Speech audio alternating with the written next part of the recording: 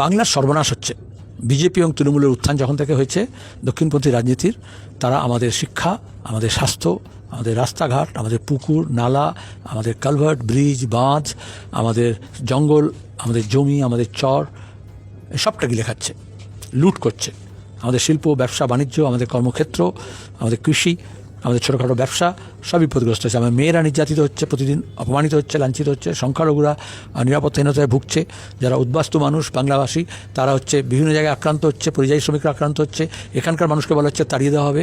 এই সবের পরিপ্রেক্ষিতে আমরা মনে করি মানুষের মধ্যে আসলে বিশ্বাস জাগানো, মানুষকে ঐক্যবদ্ধ করা, সংঘবদ্ধ করা বামপন্থীদের একটা কাজ।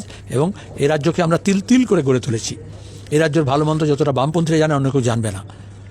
বামপন্থীদের ডিএনএর মধ্যে আছে এ রাজ্যের স্বাধীনতা আন্দোলনের ইতিহাস, এ রাজ্যের নবজাগরণ, এখানকার সাহিত্য, শিল্প, সংস্কৃতি, তার সঙ্গে দাঁড়িয়ে এখানকার কৃষি, এখানকার জমি, এখানকার মাটি, এখানকার মানুষকে বামপন্থীরা যারা বোঝে।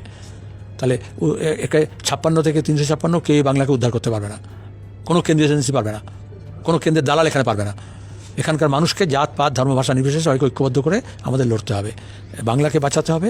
বাংলা বাঁচাও যাত্রা হচ্ছে উত্তরবঙ্গ থেকে দক্ষিণ পর্যন্ত। আমরা প্রায় 3-4 সপ্তাহ ধরে এটা করব এবং বিভিন্ন জায়গায় সমাবেশ হবে।